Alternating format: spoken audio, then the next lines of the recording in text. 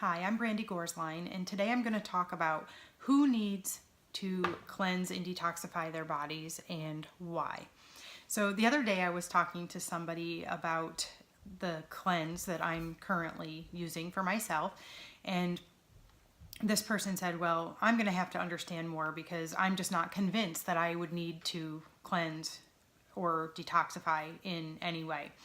And so this is a depressing video on a lot of levels, but I'm just going to go through and give you an idea of what we are up against in our environments and why all of us need to seriously consider cleansing our bodies on a regular basis and living a cleansing lifestyle to maintain and assist the body to get rid of these excess toxins. We live in the most toxic time in human history. I don't think there's any argument about that. And we know that in 1976, there was a Toxic Chemicals Act that was grandfathered in. And this one piece of legislation alone allowed over 15,000 chemicals to be grandfathered in, and that basically means that they never had to be tested for safety in any way, shape, or form, and they never will be. So all of these things are currently in use and legal in the United States of America, and this is environmental and food additives. These chemicals cross all categories, and they will never have to be tested for safety. So we need to think about lots of different categories here. So I'm just going to try to break these down by category and just spew out this information to give you an idea of what you and your children are being exposed to every single day. So hopefully you can take the idea of cleansing and detoxification very seriously for your family. So let's talk about personal care products. The average woman uses 300 to 500 chemicals on her body every single day. The majority of them are before she even eats breakfast. So let's think about this. We have shampoo and body wash and soap and conditioner and multiple hair products. We have hair gel and hairspray and all kinds of different styling aids.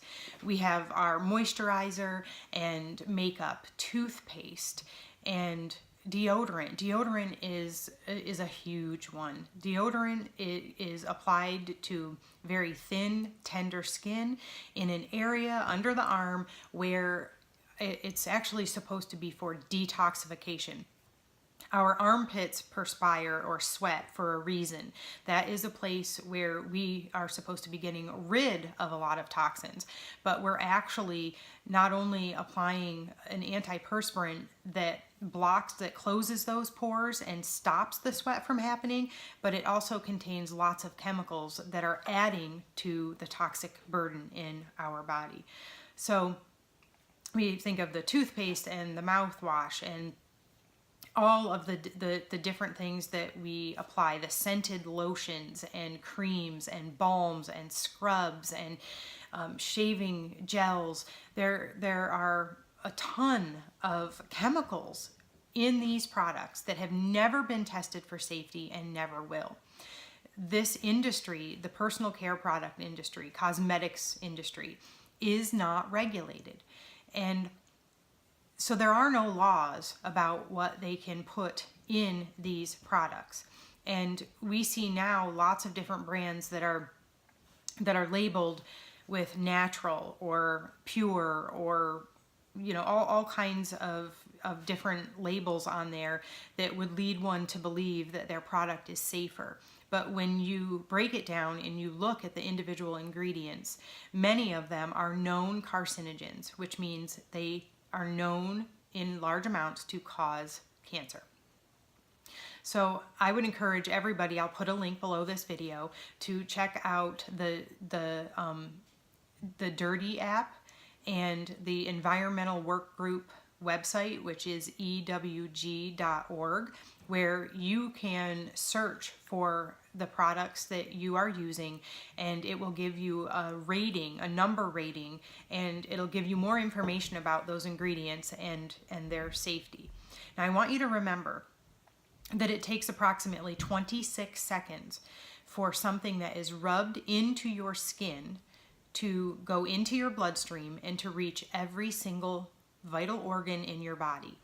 Many of these chemicals can even breach the blood-brain barrier and go directly into you or your baby, toddler, or child's brain.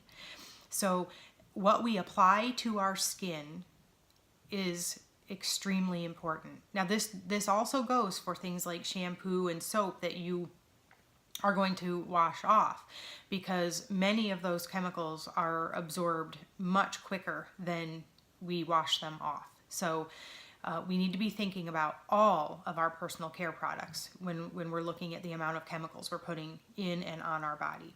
So let's move on to household products. Cleaning products are probably at the very top of that list. Lysol and 409 and Febreze and air fresheners and plug-ins and scented candles and glass cleaner and all of these things that we use to supposedly make our house cleaner are actually poisoning us. When we clean that shower with a chemical cleaner and then we get in there and steam it all up with hot water and we make those chemicals airborne and we breathe them into our lungs, they go into our lungs, they go directly into our bloodstream, and they reach every single vital organ in our body in a very, very short period of time. We also have the outgassing of flooring, carpet, laminates, woods, vinyls. We have the paint on the walls. We have the cabinetry and pressboard furniture and all the different types of building materials that outgas in our homes for years. Now, usually we can't smell these things. We're not even aware that they're there. But when they have tested the people's blood, especially children, they find high levels of flame retardant chemicals in human blood. And a lot of that is coming from furniture, from the fabric on furniture. So let me piggyback that into children's flame retardant pajamas. Now, I made this switch many years ago, and I'm really particular about this. I only purchase the pajamas for my children that have the yellow tag that lets me know that the product has not been sprayed or treated with flame retardant chemicals. It usually says something like this is tight-fitting sleepwear that has not been sprayed.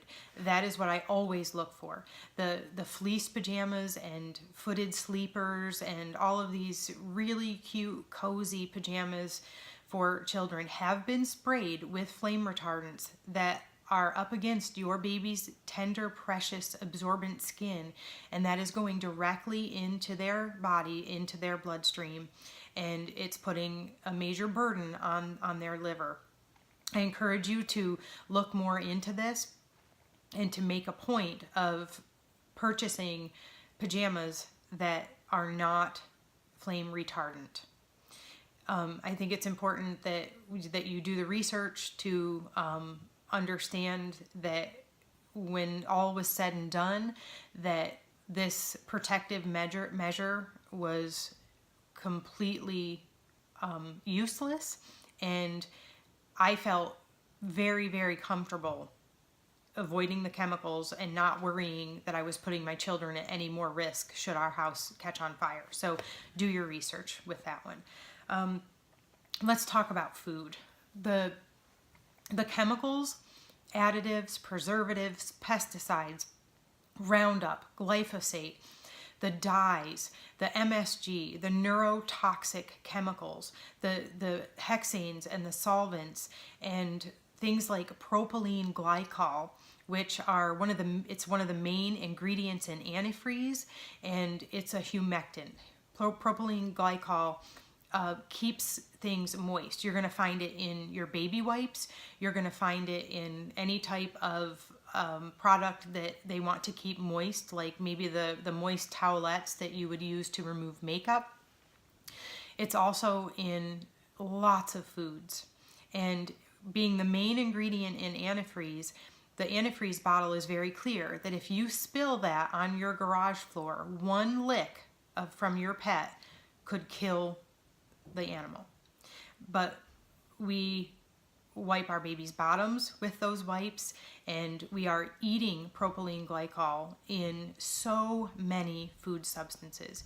We need to be thinking about carrageenan, which is a known carcinogen, and it's even found in a lot of organic foods. Roundup, glyphosate, is almost impossible to avoid at this point. But buying organic is definitely going to reduce your exposure to glyphosate in food. And if you do a quick Google search of the effects, the consequences of glyphosate, it will absolutely blow your mind. Our food system is just incredibly toxic.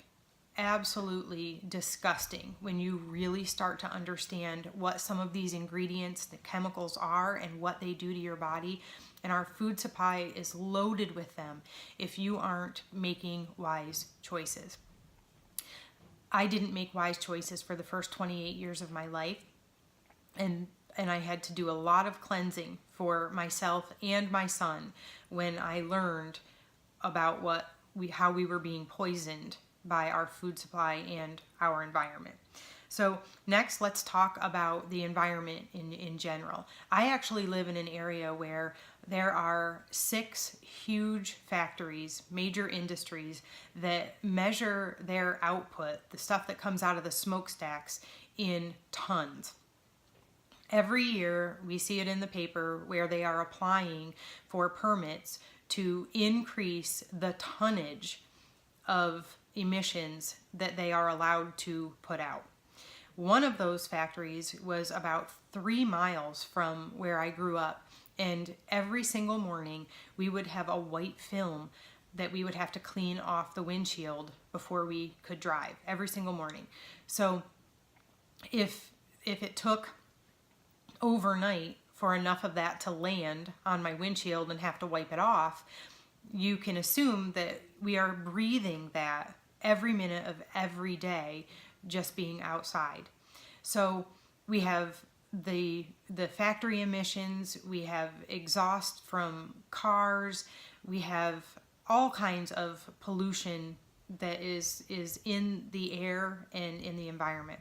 Water is another area where we are being bombarded with chemicals with every sip.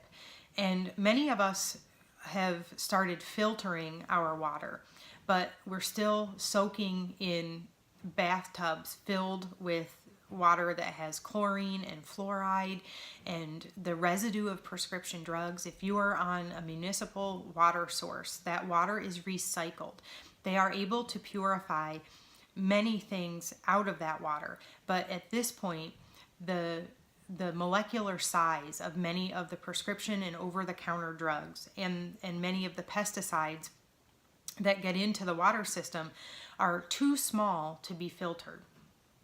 So that means that many people who are on municipal water supplies are taking Prozac and Cymbalta and meds for erectile dysfunction and anxiety and depression and birth control pills and painkillers, narcotics, you name it.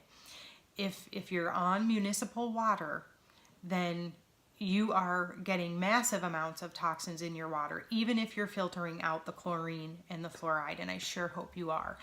So I know that this video is going to leave a lot more questions unanswered than answered, but my point was to paint the picture of what your body is trying to deal with every single day.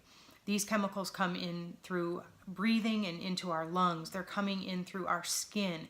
They're coming in through our laundry products, which I forgot to mention, but we spend 24 hours a day in clothes or lying on bed sheets. And if we are using a toxic chemical, fragrance, solvent base laundry soap, then we are getting that absorbed into our skin 24/7.